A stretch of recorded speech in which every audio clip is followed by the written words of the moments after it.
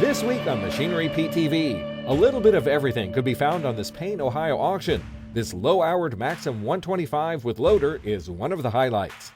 A rare Keck Gonnerman is the centerpiece of a collection in Tennessee. And the need to head off problems during planting is driving technology. Your machinery is a serious investment and at the heart of every farming operation. Some call it a passion. We're Machinery-TV, and today we'll cover everything from auction roundups to the classics to the latest trends and technology. Machinery-Pete, the most trusted name in farm equipment. Machinery-Pete thanks these premier sponsors for their support. Sullivan Auctioneers. Let our team of professionals show you how to make your auction a success. Visit sullivanauctioneers.com. Hey folks, welcome to Machinery-TV. Now you might remember on one of our recent episodes we were in Northwest Missouri and we watched some very sharp CaseIH tractors and John Deere planting equipment sell. Well, we got the same recipe for you today, but now we're in Northwest Ohio, some of the best farm ground around. We're here for the farm retirement auction for Jack and Renee Cox. And before we watch this awesome machinery sale, we got to go back to the studio, catch up on the latest farm equipment news. All right, thanks, Pete. I'm Clinton Griffiths. A well-known outdoor power equipment company has now filed for Chapter 11 bankruptcy. Briggs & Stratton announcing this week it has reached an agreement to sell most of its assets to KPS Capital Partners. The company, based in Milwaukee, says it has obtained more than $677 million in financing. The company's chief executive saying that the challenges faced during the pandemic have made reorganization the difficult but necessary and appropriate path forward.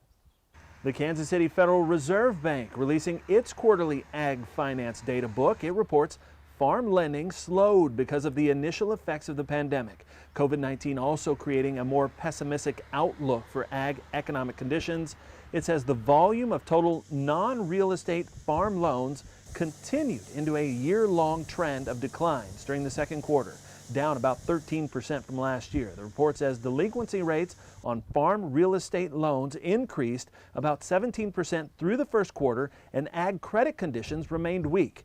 Researchers say the Paycheck Protection Program will help supplement financing needs of some farmers, while payments from the Coronavirus Food Assistance Program may have helped offset declines in farm revenues this year.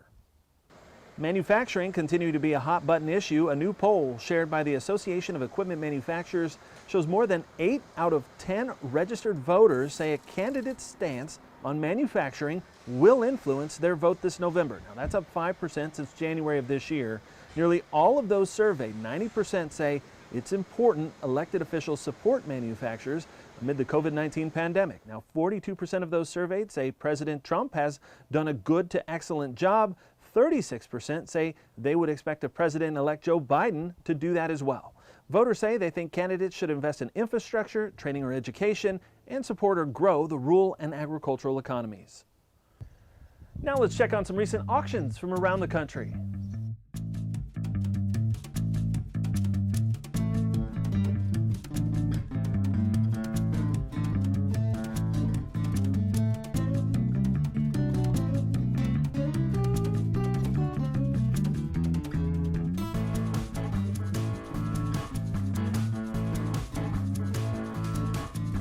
That's it for news. Now back to Machinery-Pete. Hang in there with us, folks. You're not going to want to miss this loader tractor, a 2014 CaseIH Maxxum 125, only 875 hours on it. Register for Farm Journal Field Days, the new American farm show at fjfielddays.com.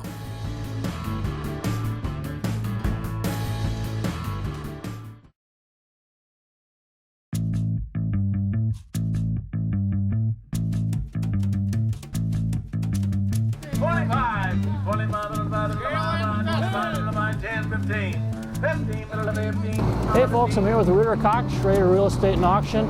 Now Ritter, you farm yourself as well as being in the auction business, correct? Yeah, that's correct. That's a love of mine, and so I do farm with my son Corey, and we do farm, so I get a taste of what these guys that buy our equipment deal with every day, yes.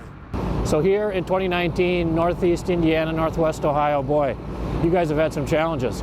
Yeah, not only this area, but I think the whole country did challenges with the year, and it was a very challenging year, and we started there in late June and kind of fought it, and September is what kind of saved some of the crops that we did have, and it was a struggle year, and guys equipped.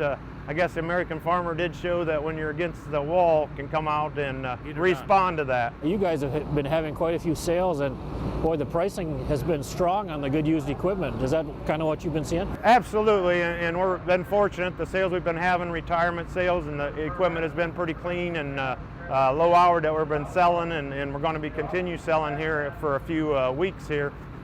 So I think, again, that the equipment's in demand. We talked about before, new cost keeps kind of going up. So if guys can get used equipment into the inventory, that's what they're after, and they're willing to pay top dollar for good used equipment.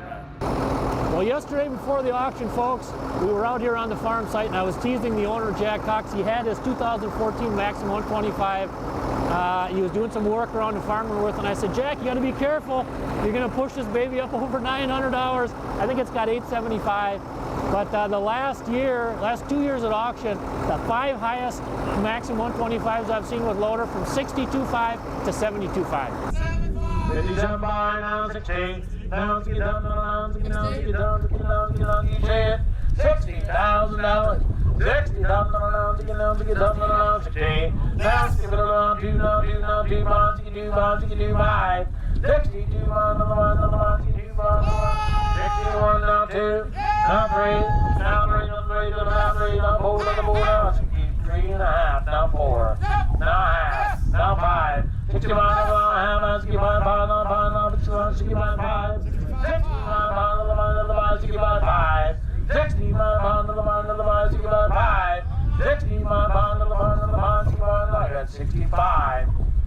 Asking 65.5. 65.5. Anybody else? 65,500 you win. 65 now, 65.5. 65.5. You're away. $65,000 to number 2. Number 2 down here early. Well, folks, John Deere made the 1770 planter model a lot of years.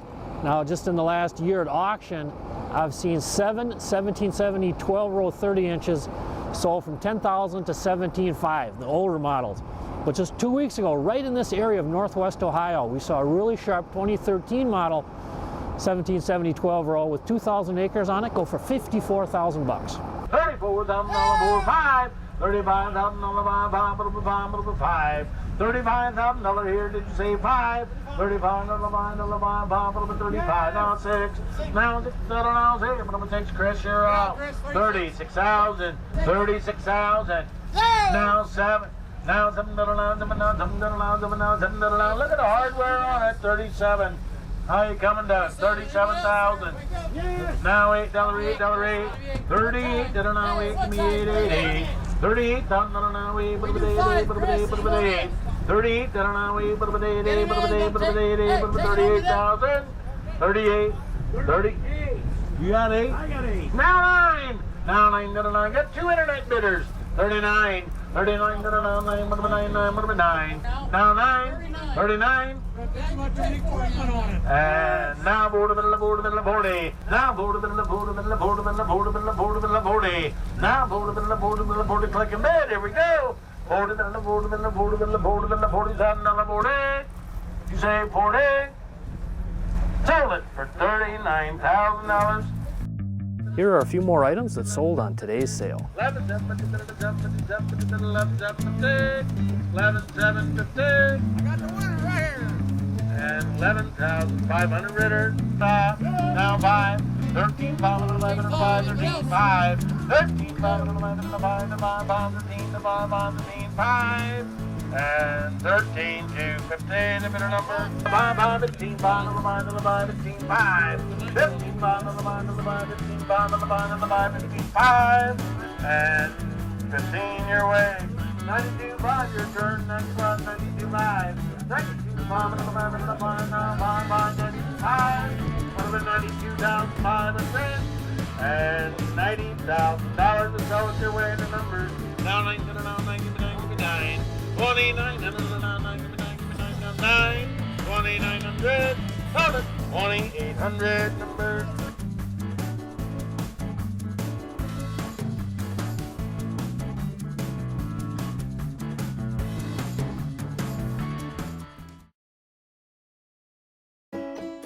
Your next piece of equipment is on MachineryPete.com.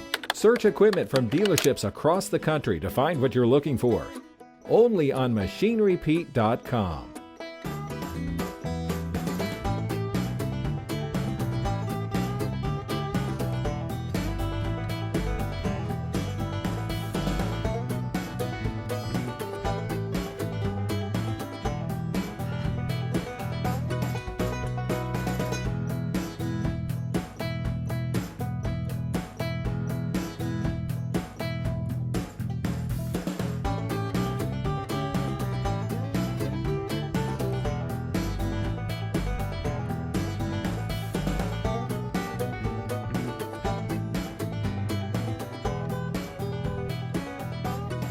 About 3:30 in the afternoon, Lloyd had called and said he's having trouble with his auto steer working on his tractor. Missouri farmer Lloyd Chapman was planting when something went awry. He had a code on his tractor that was causing the auto steer not to work.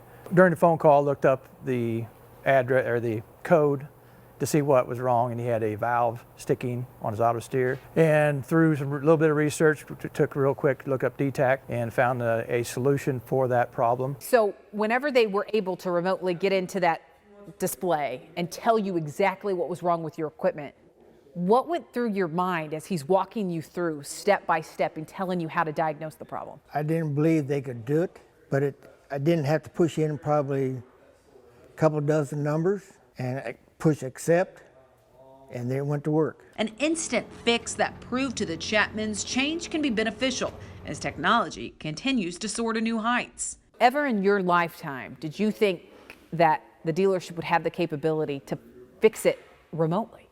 You never would believe it, really. It's amazing what they can do. Welcome back to Tractor Tales, folks. This week we're visiting the Days Gone By Museum in Portland, Tennessee. This museum has it all, including this 1936 Keck Gonnerman. There were only about 200 units built in the small town of Mount Vernon, Indiana. What we got here is a 1936 Keck Gonnerman. It's a Model N. The purpose is a big plow, but most people that bought them, it ended up doing belt work. It's running sawmills or thrashers and stuff like that. Kind of a rare tractor. I think he built 210 of them. And as far as we know, I think there's still 190 spoken for. Still might be some out in the bushes somewhere. I had a friend in Illinois that had a buddy that was kind of downsizing. I was looking for a Model N, and like I say, there's just 190 of them, so you don't get many chances to get one bought. So when I heard about this, when I went up and looked at it and cranked it up and ran it around, so we decided to bring her home. We had to work on the mag a little bit, and other than that, she runs good. These things are notorious about, they steer hard when they sit in still, and we got to go in here and rebushing it, but other than that, the tractor is pretty well a good, it's a good tractor. The thing about this old gal, she was, of course, like all of them, they cranked on gas and they ran on kerosene in the day. And so we put this thing on the mill just to see what it might do, sawmill. And we put 5 gallons of gas in it. By the time we got the log squared off and we pulled one line, we was out of gas. So back in the day, the kerosene might have been 6 or 7 cents a gallon. And so anyway, we just show it now. We don't try to really work it no more.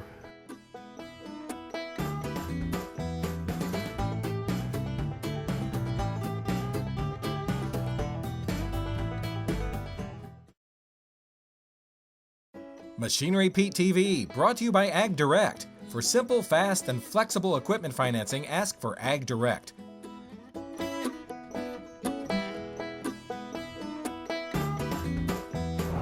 All right, folks, I'm here with Jack Cox. Jack, our feature item on the sale today, boy, beautiful 2008 Magnum 335. You bought this also from Redline, did you say? Bought this from Redline Equipment.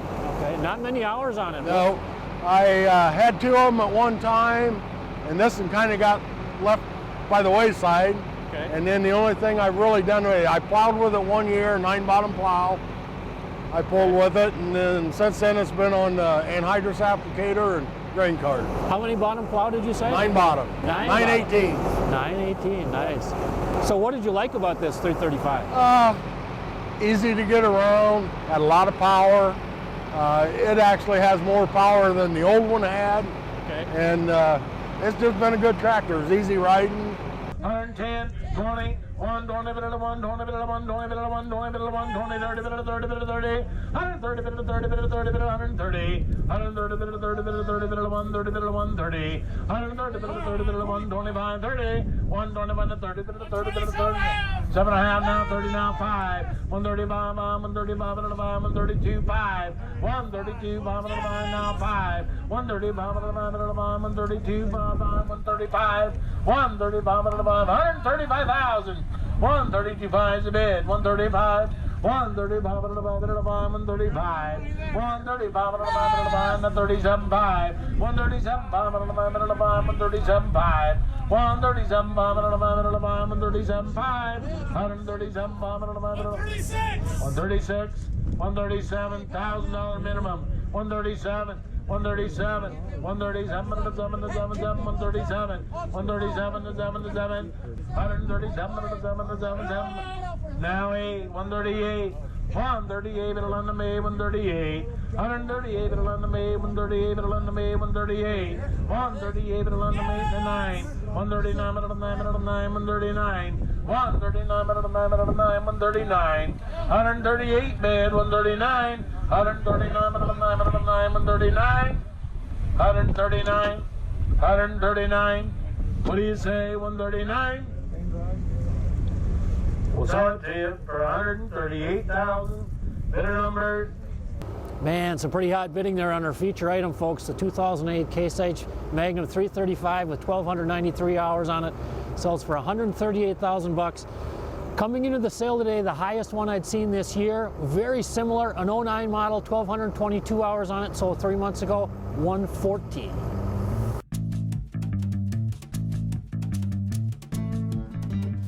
Well, folks, I'm calling 2019 the year of the tracks. No ifs, ands, or buts about it. Easy to understand why, given the very wet conditions. The last 2 harvests, plus planting 2019, super wet. But it's not just used tractors that have been hot. Basically, any kind of used equipment on tracks with low hours, good shape, been a ton of demand out there. So let's start our examples with a combine. This 2018 John Deere S790 on tracks, 354 engine hours on it. This thing sold December 12, 2019 on an online dealer auction in central Minnesota, $396,000. Highest auction price I've ever seen on a combine anywhere ever. Now, used skid steers on tracks have also been hot. Here's a picture of a 2016 Caterpillar 299 D2, 320 hours on it. This sold on an auction January 11th, 2020 in Northeast Texas, went for $70,000, very strong price. And if we back up just a couple months before that, let's go to September 24th, 2019 farm auction, North Central Oklahoma. This 2018 John Deere 333G, 42 hours on it, sold for $75,000. And that is the second highest auction price I've ever seen on any skid steer. Now, on December 19th, 2019, I went down to Hamilton, Illinois to cover day 1 of Sullivan Auctioneer's huge 3-day absolute auction. And one of the items I was most interested in was this planter, a 2017 John Deere 1775 NT 24/30-inch on tracks, just over 14,000 acres on it, sold for $207,500. Now, I asked Matt Sullivan what they were thinking going in, what they were hoping for, and he said, Pete, we were hoping to get up to 200. And again, went for 207.5. Tractors, here's a picture of a 2012 Challenger MT865C, 490 hours on it. Sold for $244,000 on an October 31st, 2019 auction in East Central South Dakota. Highest auction price in over 7 years on an MT865C. Well, it was really a treat, folks, to be here today for the farm retirement auction for Jack and Renee Cox. Some of the nicest, cleanest machinery I've seen, almost all one owner. And I tell you, the price is very strong, as they should be for this kind of quality equipment. So thanks for joining us on Machinery Pete TV this week from Payne, Ohio. We'll see you back here next week. Machinery Pete thanks these premier sponsors for their support. Sullivan Auctioneers. Let our team of professionals show you how to make your auction a success. Visit sullivanauctioneers.com.